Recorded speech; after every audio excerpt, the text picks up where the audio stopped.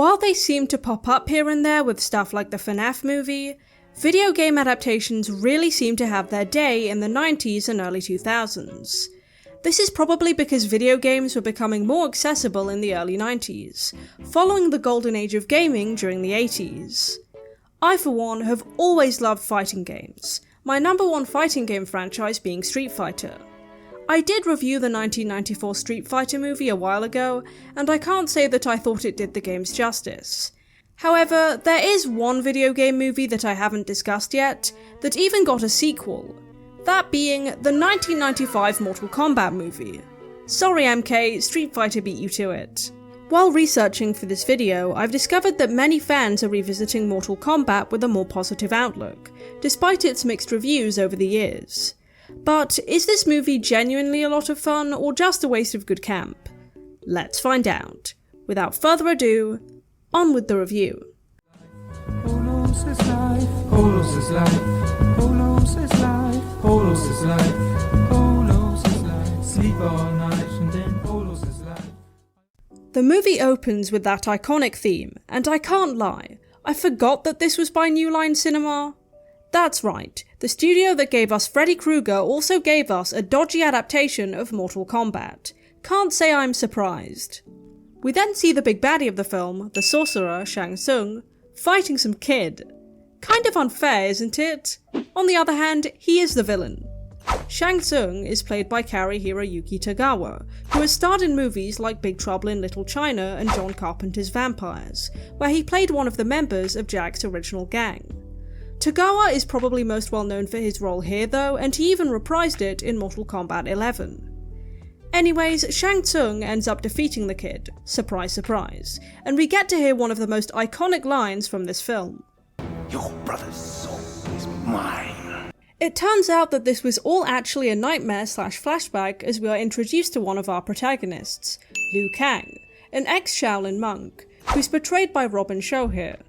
Apparently, the kid that Shang Tsung was battling was actually Liu Kang's little brother, and he wants revenge. Next, we see Sonya Blade, who's played by Bridget Wilson here. She's a Special Forces officer, which I guess is a good reason for her to have a lot of combat training. Until making this review, I actually thought that Sonya was played by Ali Larter, who is known for playing Clear Rivers in the Final Destination franchise, though it seems I was mistaken. Kano is seen talking to Shang Tsung somewhere above Sonya, and it appears that she's looking for him since he apparently killed her partner. He also appears to have some obsession with her, which is genuinely disturbing.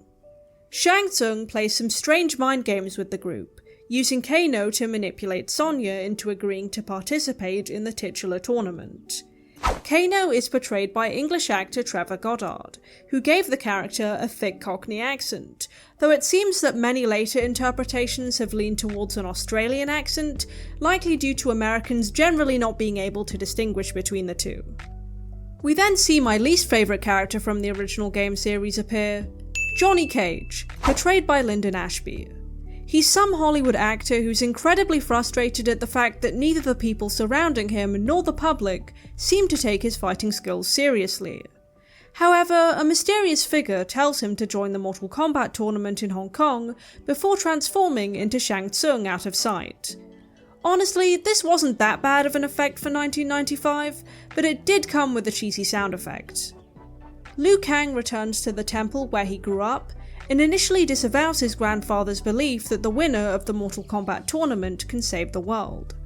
However, his grandfather is able to talk him into participating very quickly. Some may call this unrealistic, but sometimes older relatives just have a way of being convincing, you know?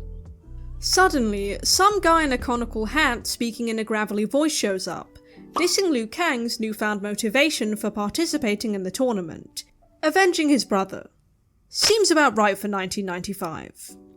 This just turns out to be Raiden though, played by Christopher Lambert, who has appeared on the channel before in my reviews of the Highlander movies. According to an article by Screen Rant, Raiden's initial inspiration was the Japanese thunder god, Raijin, but is much more heavily based on the storms from Big Trouble in Little China, which is kind of obvious when you think about it. I do get why Lambert was cast here though, due to his aforementioned role as Connor McLeod. Haha lightning and all. That wig is shocking though. So everyone we've seen so far starts boarding the ship to go to the tournament in Hong Kong, and while hunting for Kano in a blind rage, Sonya just so happens to bump into Shang Tsung. The blue lighting here is pretty cool, I must say. It's fitting here too, because this is where Sub-Zero and Scorpion first appear on screen. Move aside. Okay, so she sees a couple of guys who look like this, and the first thing that comes to mind is to pull her gun out. I mean, clearly something's up with these two, and if your first reaction to seeing this display isn't Police! Help! Police! Help! then I don't think the tournament is your biggest issue, to be frank. Scorpion does appear to have a weird bird harpoon thing that literally comes out of his hand in quite a grotesque visual effect. It's definitely not quite what I remember from the games though, but this film doesn't have an R rating. Raiden appears looking like Gandalf the White and whoops the two spooks before things escalate. He tells Shang Tsung off for trying to attack the fighters before the tournament begins. You know, classic combat sabotage move. You really are, Raiden. No shit, Sherlock. I can't lie, I've always thought that effect was pretty cool, even if it is pretty dated. Raiden explains that the different fighters have been chosen to defend Earthrealm from the Emperor of Outworld, who, naturally, seeks to conquer the other realms. In order to achieve this, the Emperor's fighters must defeat Earthrealm's fighters in 10 consecutive Mortal Kombat tournaments. So far, they've won 9. Not looking good, people. The tournament begins with the appearance of some outrageously old-fashioned CGI. The main trio enter the Combat Temple, where Liu Kang spots Kitana, Princess of Outworld. That's Kitana, not Katana. She'll be more important later, and I'm going to pretend that I didn't see that dodgy CGI lizard thing. At dinner, a bunch of Shang Tsung's men begin trashing the place to make way for Sub-Zero, in what Shang Tsung calls a taste of things to come. One of the guys steps forward as Sub-Zero's opponent, but his flailing around compared to Sub-Zero's cool demeanour, so to speak, makes it clear who'll be the winner here.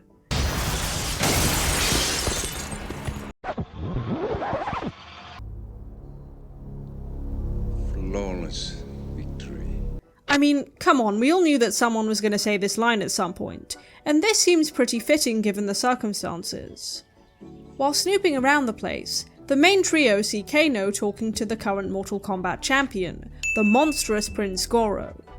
He's physically portrayed by Tom Woodruff Jr., an actor who is actually probably most well known for his work in special effects, although Kevin Michael Richardson provided Goro's voice.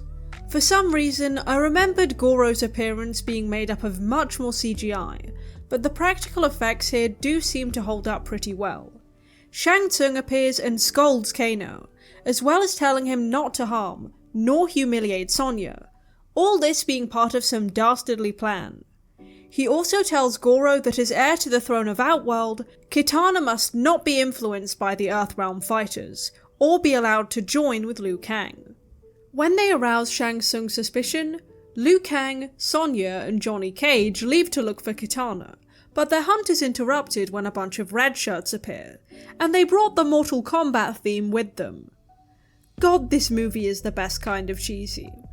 Once our heroes have cleared the room of these jokers, Raiden shows up again to reprimand them like a disappointed parent, scaring off an even bigger crowd of red shirts, which admittedly do have the upper hand due to sheer numbers. You guys are lucky you stopped us. The next day, the Mortal Kombat tournament finally begins, with Liu Kang being chosen as the first challenger from Earthrealm. He wins, of course, so Shang Tsung steals his own fighter's soul for his collection. Fatality. Seemingly for no reason, Shang Tsung gives Sonya a gift in allowing her to face off Kano, and she snaps his neck in a scene that's weirdly lighthearted. Next, Johnny Cage fights Scorpion, meaning that we get a reappearance from that weird bird harpoon. Despite the obvious CGI and PG-ification of the combat here, I actually really like the fight scene between Johnny Cage and Scorpion, probably because it's my favourite character from the original game series, versus my least favourite character from the original game series. We even get a showcase of Scorpion's Flaming Skull move, but sadly, he is ultimately defeated. I suppose you're not exactly supposed to root for him in this story, but still. Following a sparring match where Kitana gives Liu Kang some cryptic advice before being stopped by Shang Tsung, Liu Kang is confronted by Sub-Zero after being greeted by Raiden in his best Obi-Wan Kenobi cosplay. As if flexing on him, Sub-Zero brings out his cryokinesis after getting hammered by Liu Kang in hand-to-hand combat. Should that be combat with a K? Remembering something Kitana said earlier about using the element that brings life, Liu Kang defeats Sub-Zero by throwing a bucket of water at him, the water turning into an icicle that impales him. I mean, you could also argue that fire and warmth also brings life, which is what I was thinking, but I'm just getting into semantics here. Shang Tsung finally lets Goro enter the tournament as a fighter, and it seems really unfair to be honest. Isn't he literally half dragon or something? The other Outworld fighters had supernatural powers, but they were still human-sized, so it seemed a bit more even. Raiden gives the main trio a lecture about how if they don't overcome their fears, Shang Tsung will be able to use them against them. Johnny Cage has imposter syndrome, Sonya is afraid to trust others, and Liu Kang is afraid of living up to his own destiny and being responsible for his brother's death. This movie's getting kinda dark, guys, let's get back to the campy stuff. Completely ignoring what Raiden has told him, Johnny Cage then immediately challenges Goro to Mortal Kombat. Not a wise move, buddy.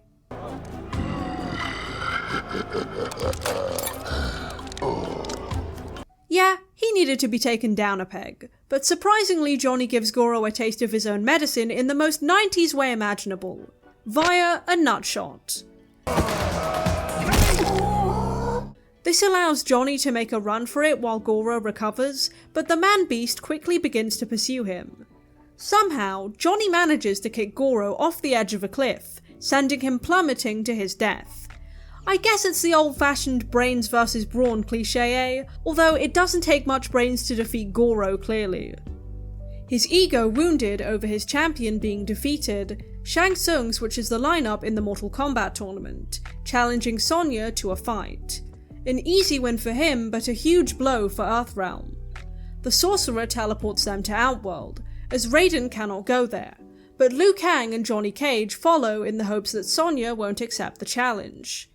This also forces Sonya into a position where she'll have to trust the others. Nevertheless, Liu Kang and Johnny Cage come across a formidable opponent right off the bat. Reptile, aka the green variation of Sub-Zero and Scorpion. Yeah, he was the weird CGI lizard thing earlier, and needless to say, I prefer him in his human form. It's less of an eyesore. Liu Kang ends up defeating Reptile using his bicycle kick, launching him into a statue and crushing him when he tries to escape in his lizard form. Kitana arrives just in time to congratulate him and tell him her backstory. She tells him that she was from Outworld before the Emperor took over, killing her parents and adopting her as his heir. This provides an example of what could happen to Earthrealm if Shang Tsung and the Emperor aren't defeated, to Liu Kang and the audience. Kitana further states that in the Black Tower, Liu Kang must face 3 challenges: himself, his enemy, and his greatest fear. We also see Sonya being held prisoner, where she refuses to fight Shang Tsung despite his threats of opening the portal to Earthrealm for the Emperor.